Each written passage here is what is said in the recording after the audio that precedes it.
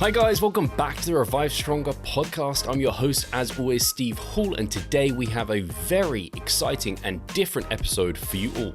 So on this podcast, we talk to researchers all the time, and we talk about training research in particular. And training research is not done in your commercial gym, it's not done in your bodybuilding gym, it is done in a research lab.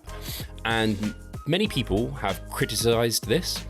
Do people truly train to failure? What's the environment like? Is this ecologically valid?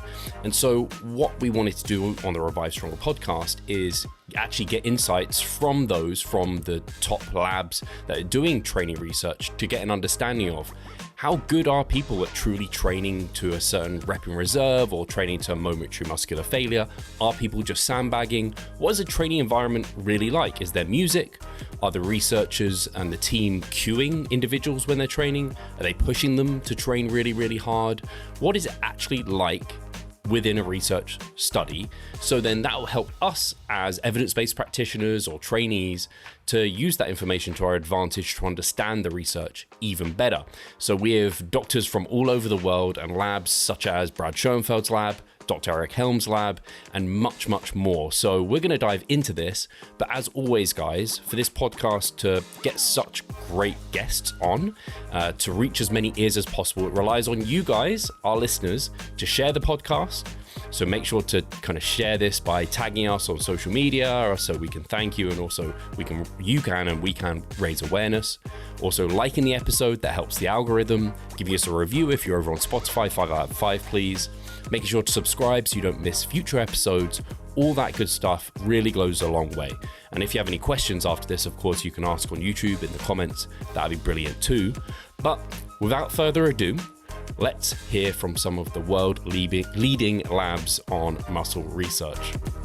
Dr. Pack here, representing the Applied Muscle Development Lab, straight out of Lehman College in the Bronx in New York City. As far as training participants goes and the overall environment in the lab, things are as hardcore as they get, at least in a lab setting. There's constant music playing, literally every session, constant encouragement towards the participants, with sometimes more than 2 research assistants per participant encouraging them to approach the intensity of effort that they're supposed to approach. Whether that's 2 RIR or 0 RIR, participants are constantly encouraged not only to push sets close to failure or wherever they need to push them close to, but to also maintain good technique, appropriate technique for whatever the study is aiming to do. This is something that is very common in other labs that I've had the opportunity to be in. For example, in the Solent University lab in Southampton, there was literally no sessions that didn't adhere to exactly what I just said. Every session, either at Lehman College or at Solent University, was as hardcore and arguably a bit more hardcore than many of the gym sessions that I've had the opportunity to be in. So yeah, the idea that participants are not training hard enough or research assistants are not involved, I'm not sure if that's how it is in the rest of the world, but in our lab, the Applied Muscle Development Lab, definitely not the case. This is exactly what the Lehman College lab looks like. There's a rack, there's a Smith machine, there's this machine, maybe the exact same from a different brand, a bunch of dumbbells. The overall environment is not what people envision. It's not, a high-tech chamber, artsy-fartsy, techie setup, whatever. I'm yapping now. Do participants sandbag sets? Sometimes. There are participants that need further encouragement, but as I previously mentioned, they always get pushed close to failure. There's been times when we were there present in the flesh, where we had to tell participants, hey, continue the set. No, you're not at failure yet. Keep pushing. And that's what every research assistant is trained to do. So if I was to bet bro in the gym versus participant in the lab, who's training harder for the longest time and more consistently, I'd always put my money on the participant in the lab. Sure, the bro will likely have the few hard sessions here and there, but they don't have 2 or 3 people, or at least one dedicated person above their head at all times telling them, one more, keep your form strict, yada, yada, yada. There you go. And constant music playing. You know the vibes, top playlist, top songs, best lab in the world, Applied Muscle Development Lab. Boom! What's up? My name is Jake Remmert. I am a researcher and competitive bodybuilder, and I'm here today on behalf of the Florida Atlantic University Muscle Physiology Lab. There has been an explosion of interest in using research findings to inform what we do with our training and nutrition, and especially in recent years in the realm of muscle hypertrophy and physique sports. And we're very proud as a lab to have contributed to this area of the research in this part of the industry in the last nearly 13 years of our lab's existence. And it's awesome that we are able to do that we can use science to slowly, incrementally get closer and closer to the truth and the best way to do things. But in order to do that, we need to be able to put those research findings into the proper context. You might see a research paper that seems like just a bunch of jargon written by these like faceless researchers, right? Or you might see a headline or a certain finding that's highlighted on social media that seems really eye-catching and really exciting. But we need to know how to sift through that. Is this actually worth trying to implement? How do I implement it in the best way? Is the way that the research study was designed an appropriate way to measure this thing? Does this actually mimic real world conditions and therefore is generalizable or applicable to what I'm doing in the gym or what my clients are doing in the gym when they go there on their own outside of a laboratory setting? And the answer to that question, at least in our opinion, is that yes, these research findings can be very useful, with two caveats though. One is that everything should be understood conceptually and then integrated into the broader picture. And two is that it's helpful to understand the conditions in a research lab. And while the latter of those 2 points is our main focus for today, let's just do a quick example to illustrate that first point of the conceptual understanding and integrating it into practice. So let's say, for example, there's a study comparing drop sets or supersets or myo reps with just normal straight sets, and they find similar hypertrophy in the two different conditions. Does this mean that it doesn't matter at all what you do in the gym? Not necessarily, right? Some people may want to go the straight sets route because they have tons of time in the gym and all of this sort of thing, and they find that the drop sets and the myo reps and all of this is super fatiguing and just not worth it. Cool. Somebody else might be in a big time crunch and that extra fatigue is actually worth it because they can just get their work done. It's more realistic for their schedule to do it that way. So the point here is that we are conceptualizing what's going on in this research study, right? In this case, both of these approaches led to similar hypertrophy. They can both be a very valid way to train in the gym. Now we integrate that into the bigger picture. How do we write a program that's realistic for somebody and their schedule and their preferences, etc.? But the real reason we are here today is that second point I mentioned earlier about understanding the conditions within a research lab and also understanding whether those conditions help these findings be able to be translated to the real world or preclude those findings from being translated to the real world. And a huge thank you to Steve Hall for inviting us to be part of this project. This is awesome and we are honored to contribute.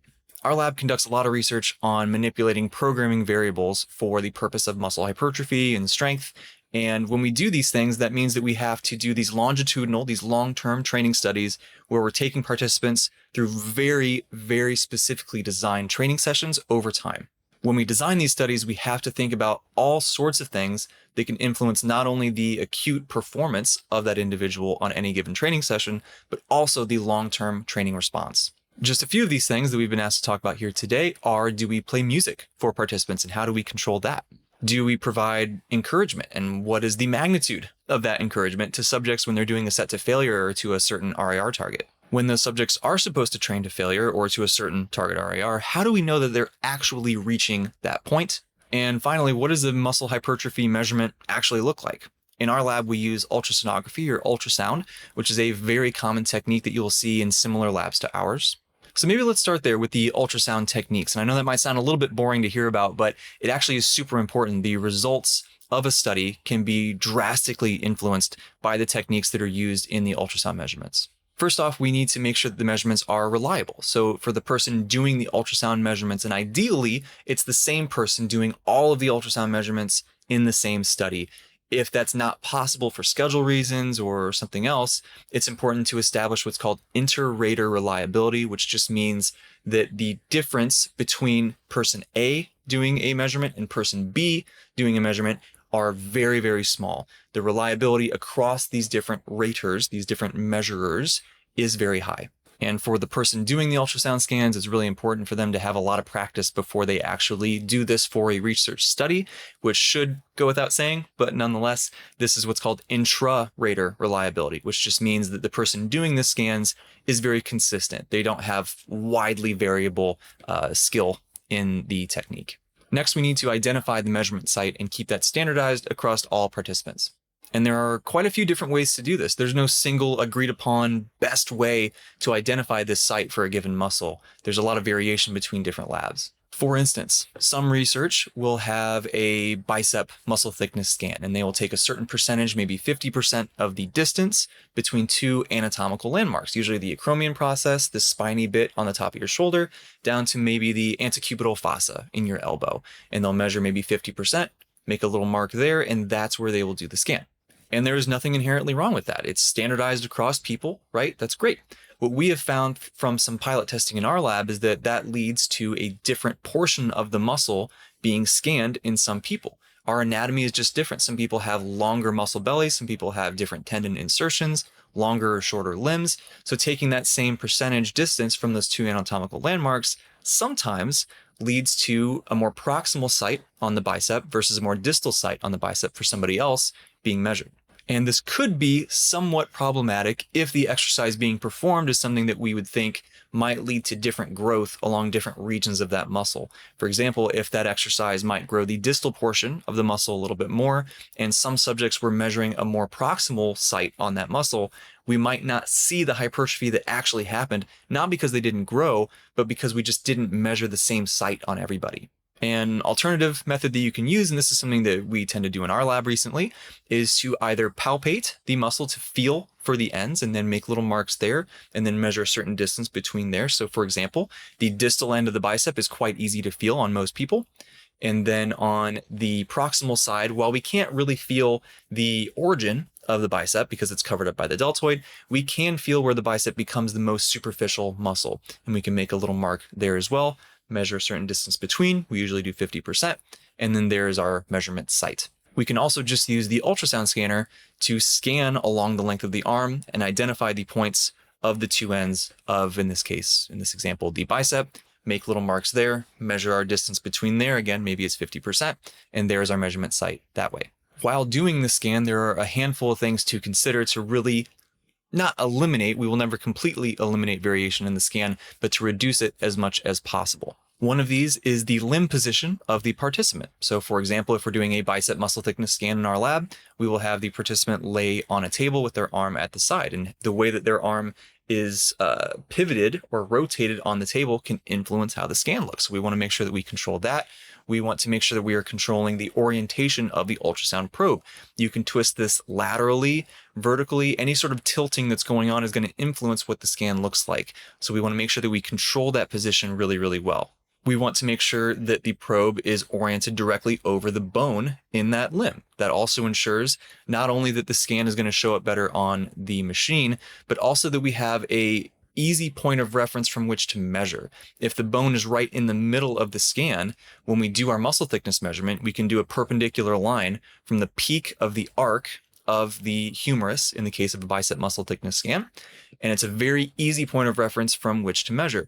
If the bone is off to the side of the scan, it becomes much more difficult and it's much more of a judgment call, much more subjective, much higher error rate in measuring scans that way. So we want to avoid that. Then it's also really important to control the pressure that you're using when doing this scan. When you are putting any pressure whatsoever onto a tissue, it's going to compress, right? And we don't want any of that. We want to be able to scan just the base level thickness of this tissue. So if we're pushing down on it with the ultrasound probe, that's going to influence the muscle thickness, throw off our measurements, potentially influence our results, maybe by quite a bit. You would be surprised what even a tiny bit of pressure can do to a muscle thickness scan. There are also some things that we can do to reduce the ultimate error that we have in all of our measurements, and that is taking multiple scans at every time point and also taking multiple midpoint scans during the study as well. And there are some data showing that this can improve our precision of our statistics and therefore improve our ability to make inferences from those statistics. Ultimately, though,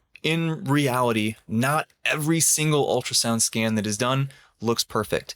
Sometimes the bone just looks a little fuzzy, right? It's not very clearly depicted. It's not a clean, crisp line. There's a little bit of pixelation in the image. So even when you zoom in really close and try to take the most precise measurement that you can of that muscle thickness, there's a little bit of a judgment call there, right? Just because it's not a perfectly clean line. So even though we do our absolute best to reduce error in all the ways that I mentioned so far, it's important to keep in mind as somebody from the outside reading the results of a study that there is some variability here, right? We need to make sure that we keep that in context as well.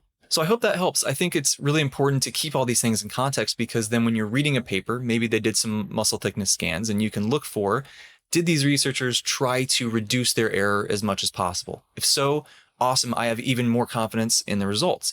If not, it doesn't mean that it's useless. It just means we need to keep that in mind when we're looking at the results and how there's probably more variability there than we would ideally like to see. But it doesn't mean that it's useless. We just need to have all that context in mind when we go to think about, should I implement what I've learned from this study? Now let's talk about the training aspect of these research studies and how this is controlled. And again, there's no single agreed upon best way to do this in all senses, right? There's going to be variation between different labs. What we do is we try to mimic a gym atmosphere as much as we can.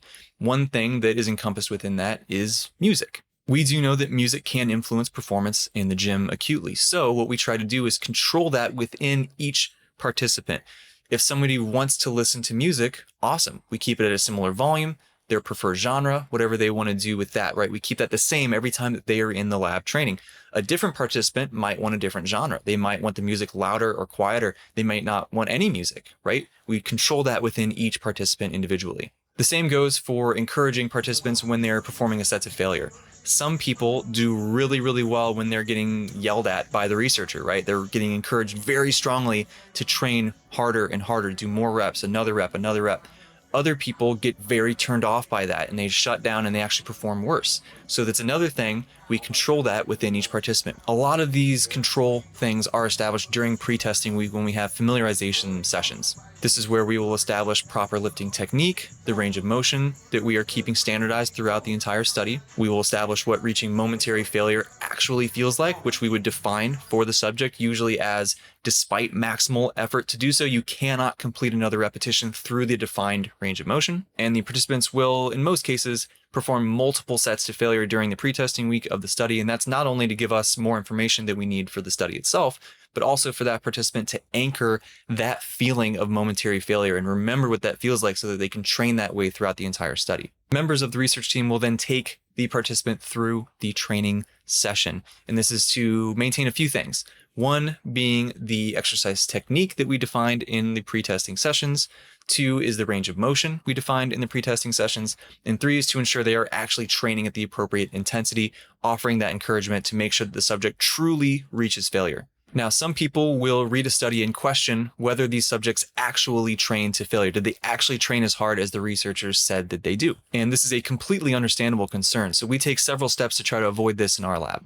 One is that we recruit trained people and have them fill out a pretty in-depth training history questionnaire before they can begin the study. And in here, we are looking for things like habitual training frequency, training volume, proximity to failure that they're used to training at, so on and so forth. We're also looking for how long they've been training. Sometimes if it's a study that's focused on strength, we're looking at certain relative strength thresholds. For example, being able to squat 1.5 times their body mass, something like that. And through gathering all this information, we can have pretty high confidence that these are people who do habitually train hard, and we can be confident that they will continue to train hard in the study. We also have the aforementioned familiarization sessions where we're establishing that training intensity. We have the research team there monitoring and encouraging every subject through every set of every session. We also have all of their training data, sometimes including the velocity of every repetition, depending on the study design. And these things can be very, very helpful for noticing these big fluctuations. There's going to be fluctuations day to day in performance. We know this, but if it's an abnormally large fluctuation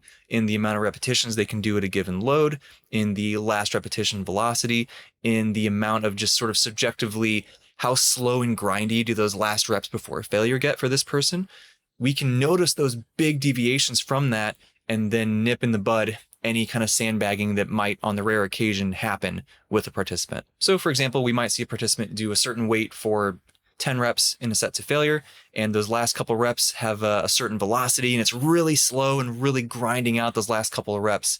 Then the next week they come in and they do, the same weight or very similar. They get half as many reps. The last rep velocity is faster than what we're used to seeing. They just kind of hit a wall. They didn't get those same slow, grindy reps, right? We can then follow up with that participant and make sure that we are correcting that for the subsequent sets in that session. Now, we don't always have our participants trained to failure in our research studies. Sometimes there's a question that we want to investigate that involves training shy of failure, usually stopping at a certain RIR target. So how do we control that? How do we know that subjects are actually training to that RIR? We do a couple of things for this. One is during pre-testing week, when we have those familiarization sessions, we will have participants trained to failure, and along the way, they will identify that target RIR before continuing to failure. That way we can assess their accuracy, which we will then report in the study. And it also allows the participant to anchor the feeling of what failure feels like, and therefore what 2 reps away or 3 reps away or whatever feels like. We also design the research studies keeping in mind the context where rating RIR accurately is more difficult. And we have research from previous years. There's a meta-analysis from Halpern et al. That showed that really high rep sets and staying further from failure lead to less accurate RIR ratings. So we try to avoid those things when designing a research study where subjects will be asked to train submaximally. And of course, the research team is still there to monitor and offer encouragement to every subject along the way. All right, I hope that was helpful. Thank you for watching this. Thanks again to Steve and the whole Revive Stronger team for inviting us to be part of this. I hope this has kind of given you a little glimpse behind the curtain and offers a little bit more context to keep in mind when you are reading a research paper. What's up, everyone? Dr. De Souza here from University of Tampa, Human Performance Lab, and I have my partner in crime right here. What's up, guys? Chris Barakat here at UT with Dr. Do. We're going to answer some questions for you that Steve gave us from Revive Stronger, talking about research experiments and what the training environment looks like and everything like that. So the first question Steve gave us was just a chat about what the training environment looks like. So Du's going to kick this one off. Yeah, so training is really important to us, especially when it comes to training studies. If a data is not good, we can pretty much use that data. So again, we take the training really seriously here in the lab. So usually we have always supervised training, one-on-one supervision. I think I like to say we always got lucky with highly experienced trainers, and that turned out to enjoy research and join our lab. So it's one-on-one supervision. We have they can listen to music in the lab, but usually we don't do the testing sessions with the music. Besides one study, right, Chris, that I think was Chris' study, the carbohydrate mouth rinse. Can you share a little bit? What do you? Yeah, for sure. So again, those chronic studies during the training intervention, they're training with music, but during the pre and post assessments for strength and everything like that, they're not listening to music, just to kind of standardize that. With some other studies that we've done, acute studies where all subjects are doing different conditions, we let them train with music just to ensure like the intensity is going to be there every single time and everything like that. So yeah, most of the time training is utilized during the experimental sessions, but the pre and post testing, we do not use music for that. Yeah, but again, it's a highly controlled environment. We come up with a time slots, and we don't have a full house when it comes to training. Usually no more than 4 participants in the lab. We also take safety very seriously in the lab. So especially when we talk about studies with the squat, for example, we have at least 3 spotters by 1 participant. We're going to share some videos. You can check that out later as well. Yeah, for sure. And one thing you mentioned that made me think about this is you point out we kind of get lucky with who a lot of these research assistants are. So a lot of people focus on, all right, who are the subjects? What does the demographic of the subjects look like? How trained are they? A lot of our research assistants, competitive powerlifters, competitive bodybuilders, they're either master students, pursuing a degree in exercise and nutrition science, or undergrad students that might be studying something like human performance. And a lot of these people take training very, very seriously, from the subjects themselves to the research assistants as well. So the environment's pretty competitive. And I will say that the subjects kind of motivate each other, and it is very, very motivating, and it's pretty darn intense. So yeah, it's a great thing. The second question was, how do the staff train the participants? Do they provide encouragement? Are there technique cues and stuff like that? So you want me to kick it off this one? Yeah, go for it. All right. So how does the staff train the participants? Do they provide encouragement? Yes, there's a lot of verbal encouragement. One thing I'll say for everybody watching this, if you record your set in the gym and you just turn on your camera, you usually take that set closer to failure, or your training technique is a little bit more on point, or you're training a bit more intense just because you put the camera on. You're sharing my secret now. Yeah. Another thing that you notice too is like if you have a spotter, you might get an additional rep without them even touching the bar. Let's say you're doing a barbell bench press or whatever it may be. The spotter isn't actually helping you, but you perform probably better than you expected because you kind of had that security blanket of, okay, somebody's spotting you. So yeah, just having a good spotter alone can help somebody's performance. I'll say that right off the bat. In terms of technique cues, this is a little bit more varying depending on like what exercise we're doing. If we're doing something like the squat, the only thing that we're really standardizing is the range of motion at the knee. So everybody needs to squat to a certain depth, but we're not messing around with like, this has to be a high bar squat or this has to be a low bar squat. These are trained individuals that know what their preference is. We let them take, the foot width that they like, and perform the squat with the technique they normally train with, so to speak. But we just make sure that they hit a certain depth in regards to knee flexion. Yeah, so the minimal training age we get here is about 3 years. I think was the last study was 5 years on average. So we don't interfere with a technique like we said, barbell placement, stance, grip when it comes to bench press. But the only thing we control usually for the studies is the range of motion. And yes, we do provide the participants with strong verbal encouragement. There's another thing I learned in the grad school, and I kind of pass along to my students here, like a training must be very effective. Otherwise, there will be no data. And we got to push the participants to their limits. So yes, a lot of verbal encouragement, a lot of noise in the lab. We got some complaints from other faculty. There's too much noise in the lab. It's too much noise, Disrupting. And we can't, disrupting the classes, something like that. But yes, that's how we do it. For sure. Cool. Question 3 was, is it common for participants to sandbag, maybe fake failure? How often does true muscular failure, not getting a concentric rep, occur? You want to start it off? Yeah, so that's great question. My experience, and again, now is stopping by the lab and see how the training is going. I think we all can agree that trained participants, they are so much better at gauging their effort level and proximity to failure.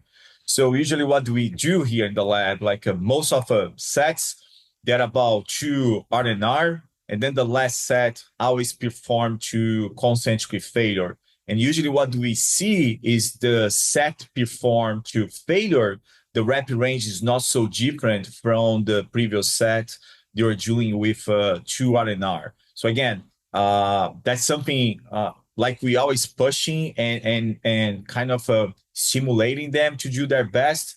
I can't see the participants faking failure. On the other spectrum, we are conducting the sleeping study right now, and the other study we did in the past with untrained participants. Now, to avoid fake failure, usually we do all the sets to failure. So again, we try to ensure that the stimulus is there, the effort is there, and we have that difference between studying trained participants and untrained participants. Untrained participants, all set to failure. I think, again, we're going to share some videos. One video is from one girl. She was in the sleeping study, and she did a set to failure. And usually for other participants in the training studies, like I said, they're pretty good at gauging effort level. Yes, I think, what else? Yeah, I think effort is generally always there. I would say the same way that if you're going through an 8 week training block, your psychological readiness to train isn't always going to be as high, or it's going to vary from session to session. I see that for sure. So like if you're training legs twice per week for 8 weeks, you're going to have some amazing sessions and you're going to have some sessions that weren't as great. However, you're still performing your best that day and you're still taking it there that day, especially when you're in the environment that you have a spotter, you have people pushing you. And it is kind of competitive sometimes, like from subject to subject. So yeah, the effort is really, really good. I would say basically like 99% of the time. But again, psychological readiness is something that I see it does kind of fluctuate throughout the course of the training period, right? So if it's a chronic study, it's 8 week long, or even if it's an acute study. I've actually almost had bigger issues with that with the acute studies because we're comparing each session to each other. And if somebody comes in on a day and they're really not motivated to train and you see their performance dip, you can almost know like it might not be because of this acute intervention, but Yeah, that's why it's so important to randomize the experimental sessions in the counterbalanced manner when we doing studies in the acute fashion. Chris said something really, really important about the psychological readiness, and I think somehow you're doing well. We have a kind of the training. We have a low rep day that's 6 to 8 reps, and you have the high rep day that goes from 12 to 14. I think that helps because every training session is a little different.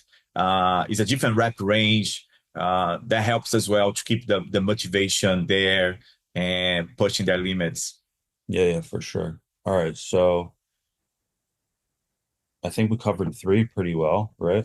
Uh-huh. Cool. Number 4, in your opinion, how often do participants do a good job of meeting the prescribed RIR? So, do you kind of already touched on it a bit? You want to continue on that? Yeah, I think again, I'm very confident when it comes to the training participants, how good they are at evaluating their R&R. And like I said, having the last set take to failure is a big help for us as a trainers, because we always can figure that out. Like, yeah, so that means maybe that participant had more reps left in the tank. But like I said, usually what we see is that when they go to the last set to failure, the rep range is not so different from the previous set. That tells us that, yeah, they're good at gauging effort level and evaluating repetition in reserves. For sure. Yeah, I agree. And that is really valuable feedback to the research assistant, right? Like their performance on their AMRAP on that final set is a huge indicator on whether or not that next week when they come in, if we're increasing load, and if so, by how much. So that's kind of like a tool in our toolbox to use. How are we progressively overloading them throughout the study? And that's something that's super, super important. Yeah, and that's why it's also, when it comes to reporting in the studies, at least to me, like so important to report volume load across the weeks. So you can see that progression. You can see like for every study in the lab, like the last training volume study, the intersect stretching, if you look the graph for the volume load, you can see that it's slowly progressing throughout the study duration. So again, that last set take to failure helps to progress the load and ensure that the effort is there. And again, like even we know the hypertrophy does not change too much in trained participants. Usually the data from the lab is below 2-digit, on average 6 to 8%. Regional fat-free mass even a little lower, but we have seen all the studies that the change in hypertrophy usually is above the minimal detectable difference. Because again, we are very confident the training is effective. They're getting stronger. and they're gaining muscle. And yes, I think. One thing I noted here, do if you want to mention it, I noted here when some of our studies, when we do barbell back squats, we have the Tendo unit, Uh-huh. and the subjects sometimes get feedback on what their rep speed is. Yeah. So from what I've seen, that can give them direct feedback while they're in the set at almost how close to failure they're getting, because they're seeing their concentric rep speed go down. Yes. So I don't know if you wanted to touch on that, but that's something I wrote down beforehand. Yeah, some studies we do, not every session, but that's something we do quite often as well. We use those called linear positioning transducers, so we can track barbell velocity. And we know across exercises, there is something we call the minimal velocity threshold, the minimal velocity of repetition can be made, and that pretty much indicates how close to failure someone is. So yes, usually for a squat, we know it varies from 0.25 to 0.30 meters per second. So sometimes someone starts the set with 0.60 or 0.70, a little higher. Some people perform a more explosive manner, other people more controlled manner. But when the speed's getting close there, we know that yes, but we keep pushing because sometimes just a style, or sometimes failure is coming, right? The person is getting tired, is slowing down the repetition. We do that. That's a good way to evaluate effort as well. We have a 2-position transducer, one by each squat rack when you're doing studies for lower body. And you also have one for the bench press. Yeah, that's something interesting to mention. I forgot it. Yeah, and I think it's good feedback for the trainee, the subject themselves, as well as the research assistant. So let's just say that person did a set of 8.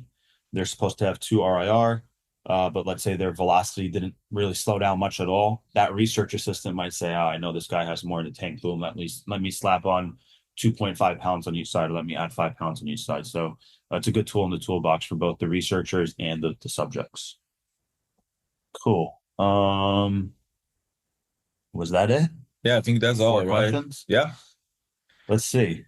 You go ahead. I'm going to see if I maybe missed anything in terms of notes. No, yeah. We're going to share some videos from trainees or participants training the lab.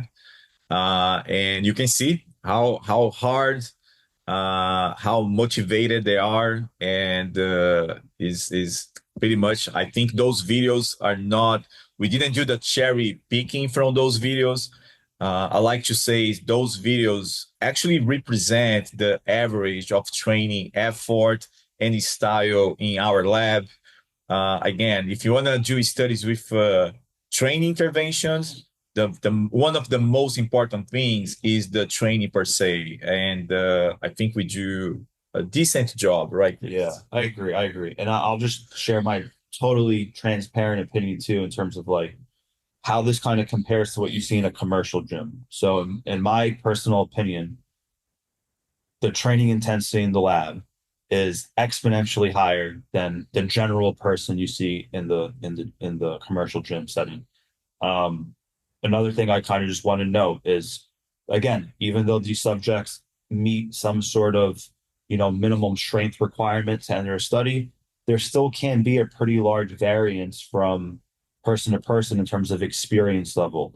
So you might have somebody that has been training for 3 years that met that minimum strength requirement. Then you might have someone else in the study that's been training for 8 years that's drastically stronger and that performs these movements with a higher skill competence because they've been doing it for so much longer. So, a lot of people in this space, they're almost curious, like, well, these guys don't look like professional natural bodybuilders or professional competitors or whatever it may be.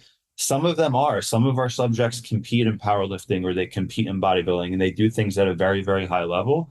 And then some subjects are, in that intermediate stage, but they still met the minimum strength requirements and they have been training for X amount of time. So the form and execution isn't the same across the board for each subjects because their training experience, it can be quite different.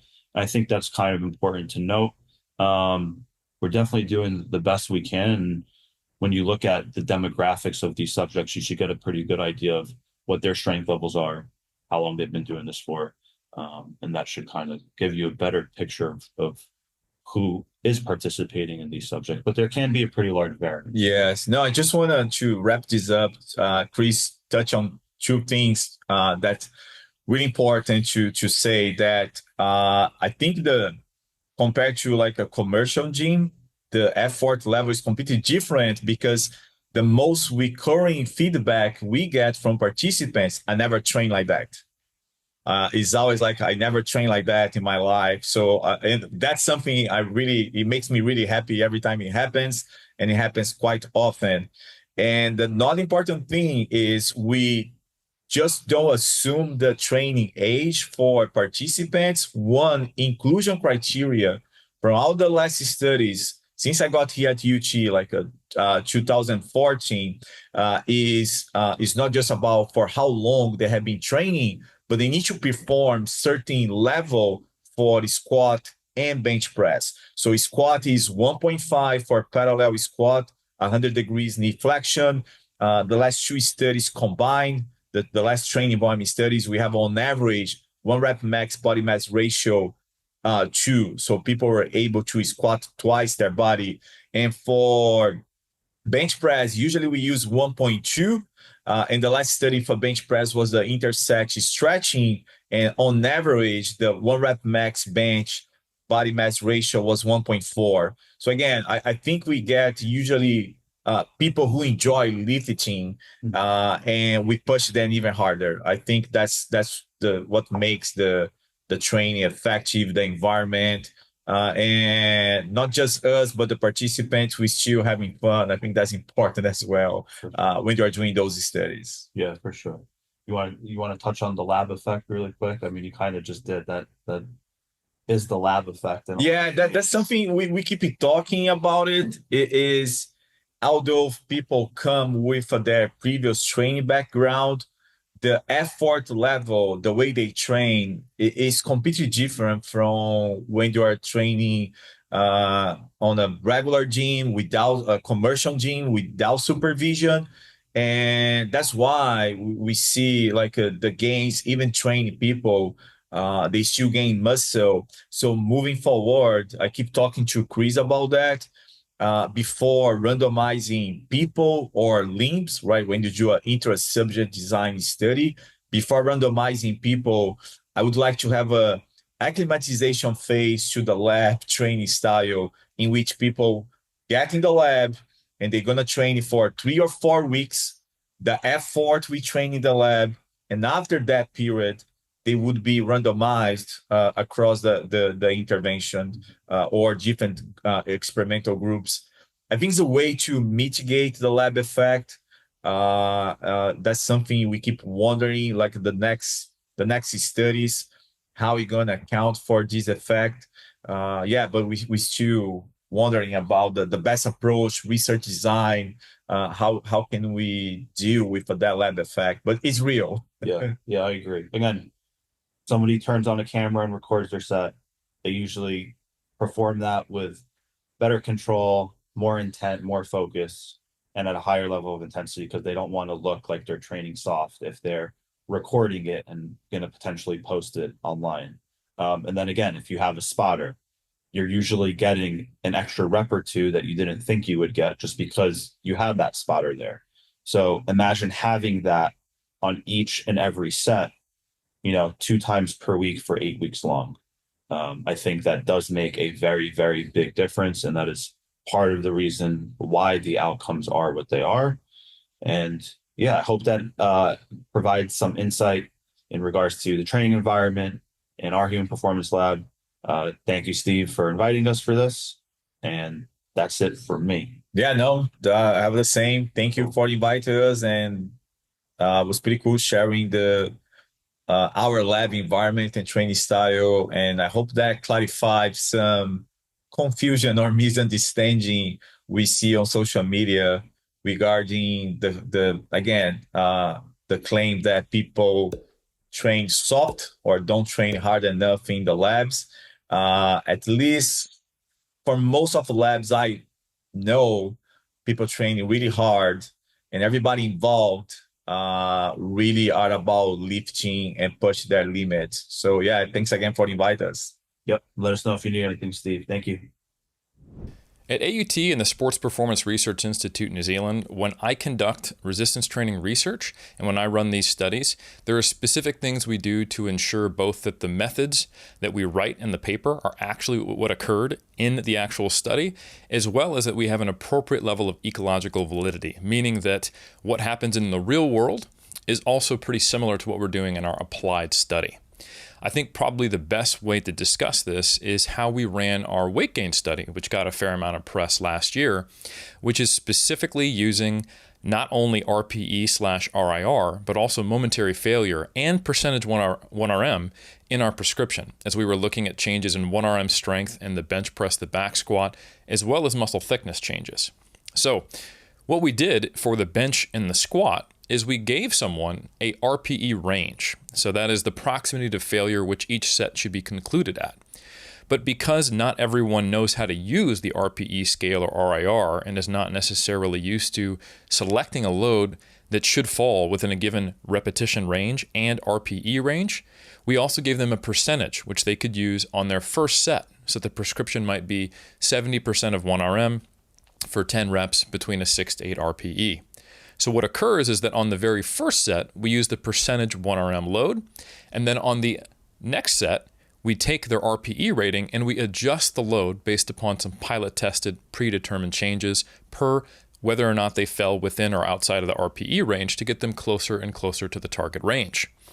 So this is a really useful way in resistance training to make sure that their strength progression matches up with the intended load progression, so that we're not keeping pace with the individual participant, and we're also keeping in mind their proximity to failure, at least their perceived proximity to failure.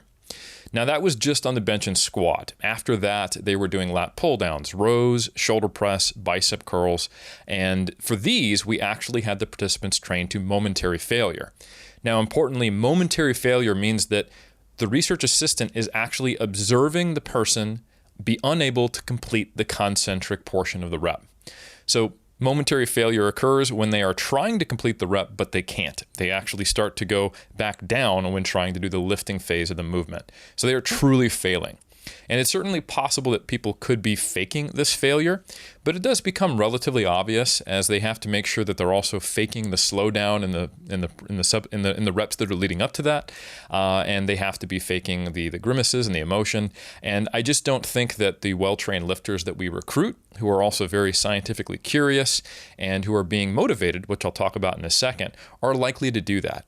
And at least I think they would be less likely to do that than people training in the real world. So, what is the lab environment like when you do both pre-testing of strength as well as the actual training protocol throughout the whole study? Now, an important thing that we did in this specific study that we do whenever possible, and it's not always possible, is that we try to blind the research assistants and the researchers who are conducting the training and the pre-testing to the intervention that's being applied to those specific participants. So in the weight gain study, we had a separate group of researchers handling the modifications to their nutrition, who knew which group they were in, either the moderate surplus or the small surplus or the maintenance group. But we, who were training the participants at the AUT labs, we didn't know which group they were in. That means that we were free to just simply apply, without any risk of unconscious bias, the training environment and training cues and training methods we use to push our participants. So what is that? Well, we provide verbal motivation in pre-testing, post-testing, and in all training sessions. So if you've ever been to an exercise science lab, you'll hear, go, go, go, you got this, push, push, push, yeah, man, let's go, one more, come on. And you would only say things like one more and come on, especially if it was too momentary failure. But the point is that we would apply an equal level and a consistent level across and within participants from pre to post-test and from session to session to session. We provide that verbal motivation to try to get the most out of them possible and to try to encourage a consistent amount of effort across all participants and all groups. And if the participant wants to listen to music while training, we're totally fine with that. We just inform them that they need to listen to the same type of music at the same volume level consistently in all training sessions, additionally at the pre and post testing.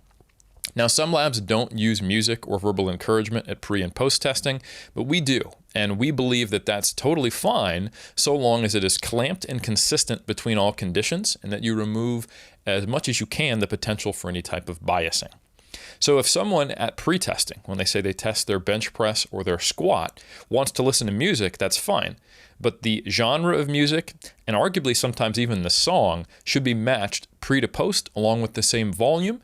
And we take it even further than that. And I give a big shout out and credit to one of my mentors, Dr. Mike Zerdos, who encouraged this when I was doing one of my studies in collaboration with him during my PhD.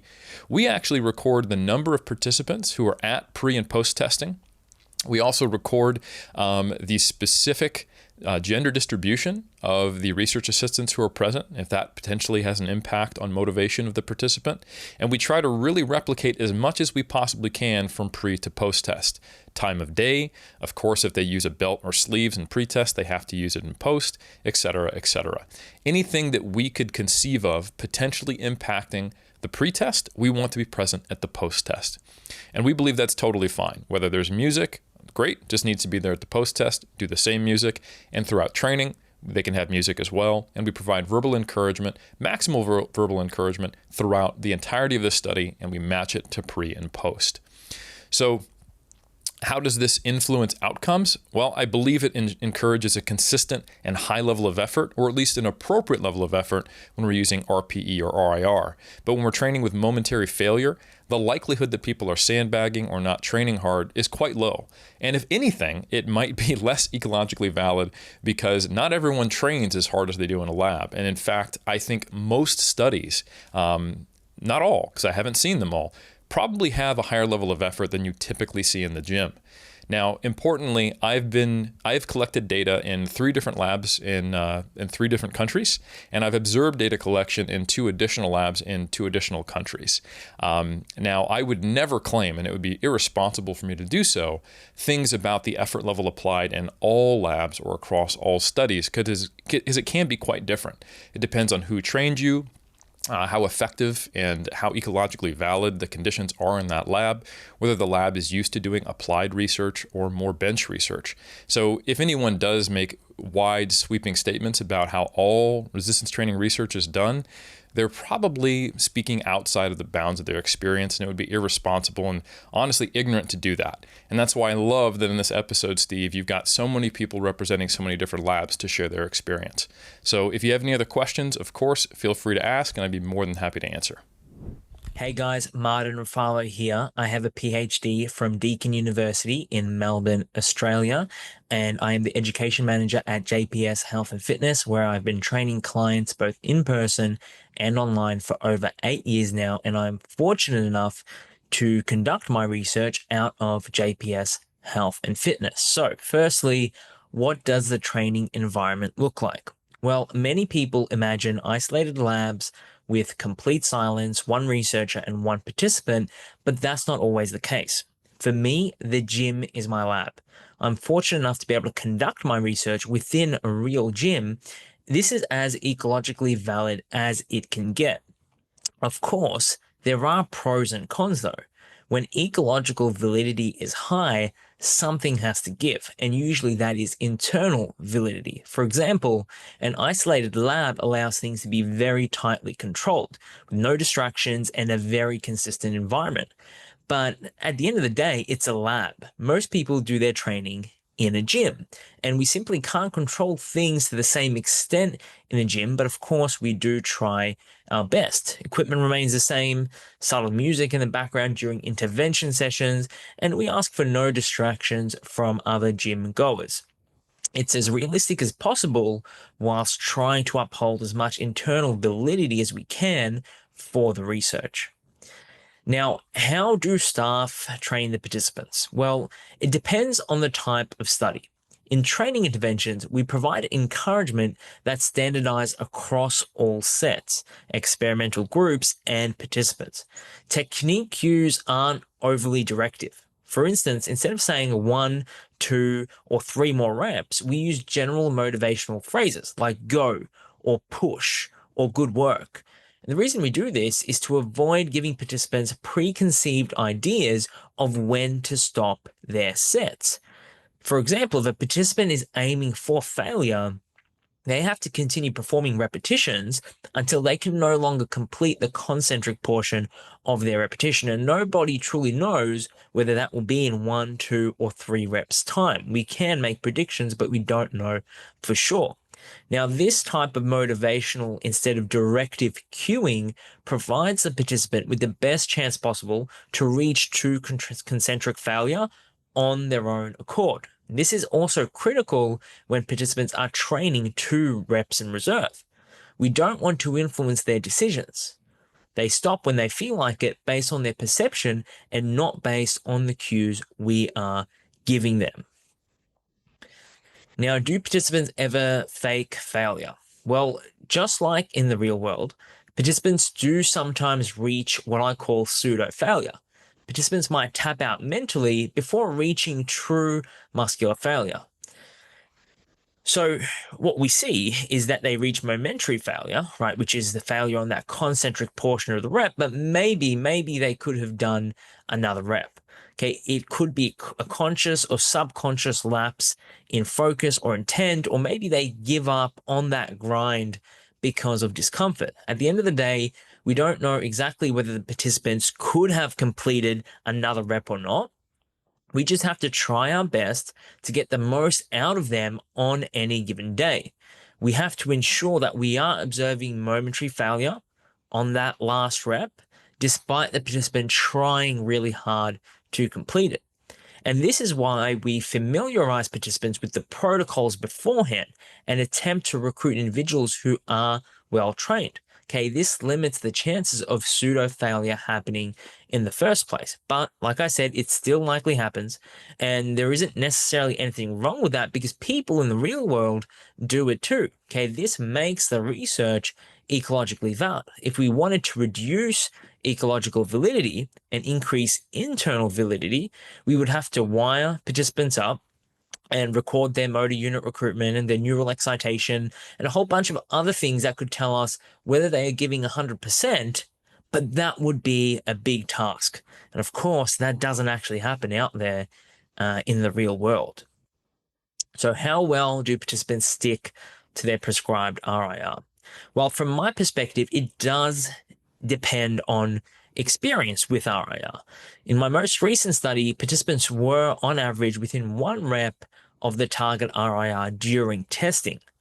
But here's the catch. Testing conditions are different from intervention conditions. During testing, participants know they're being evaluated, so they're extra focused and maybe even a bit competitive. In the intervention, without the testing pressure, there's likely a little more error, but that's okay. RIR is a subjective tool for auto-regulating intensity. The subjectivity does introduce some error, but that's a feature of the tool, not a bug. The beauty of RIR lies in its adaptability and practicality, just like in the real world. We don't prescribe a predetermined number of reps if RIR is the goal, but rather we provide what's called a rep max loading range. For example, an 8 to 12 rep max. And we simply tell participants to stop when they believe they have reached the RIR target. If they happen to stop above the rep max range, we increase load, and so on. This approach is flexible, and participants understand that RIR is the priority and not the exact number of repetitions that they actually complete. Thanks for tuning in to this fantastic discussion on training environments across different research labs. It's clear that each lab has its own unique approach, yet all share the same goal: extracting maximum effort and ensuring high quality data is gathered. So I want to help break this down and give you some of the key takeaways from this discussion, giving you insight into what makes these spaces so effective for research and perhaps how you can apply some of these principles even to your own training. So clearly, training environment really matters, and these research labs try and make things pretty much as ecologically valid as possible to try and replicate a real gym. In fact, Martin Refalo at JPS was in a real gym. So whether it's hardcore encouragement, music selection, or certain safety protocols, they're creating the right environment to really elevate performance dramatically. Consistency is very key. Again, keeping things consistent, standardized for research, unbelievably important. So from controlling variables like music to standardizing encouragement, labs ensure that every detail is managed for reliable data. Effort is everything. This is something that was highly questioned, whether or not research participants really push themselves as hard as what they're meant to. But across the board, researchers agree participants in labs often train harder than the average gym goer. That extra push, supervision, and motivation can make a huge difference. Chris Barakat talked about when you film yourself, you're recording a set, you will probably have better technique, you'll train harder, and just overall you'll provide a greater stimulus. And you imagine if you're constantly supervised, you're going to see that. And in fact, research kind of confirms this, that when people have supervision of some kind, they tend to do even better. And then real world relevance. So many labs work hard to bridge the gap between controlled research and real world application, again, making things ecologically valid, ensuring their findings can be applied effectively outside the lab. So guys, hopefully this has been insightful. It makes you appreciate the research process a little bit more and what you can expect to be going on within the training studies themselves. Thanks again for listening. If you found it insightful, don't forget to share it with your fellow gym goers or tag us in your stories over on social media. And we'll see you next time for more evidence-based insights to elevate your training. Cheers, guys.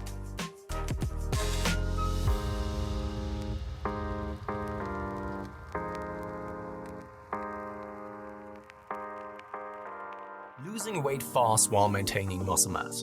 Sounds too good to be true, doesn't it? It isn't though. It's reality and we know how to do it. And we will help you achieve this. The Minicut Movement is an 8-week fat loss program to make you lose a huge chunk of fat while maintaining muscle mass at the same time. We will support you from the beginning to the end so that you see the results you would like to and come out of it much stronger. You'll receive a fully automated spreadsheet that is based on your nutritional needs. You can choose between 6 different male and female training templates. Over 30 videos will guide you through each and every single step of the Minicut so that you're getting the most out of your journey and that you always know what to do. But the best thing is that you can start whenever you want. The Minicut Movement is open 24/7. So if you want to learn more or you're ready to sign up, hit the link in the description below. So let's revive stronger together.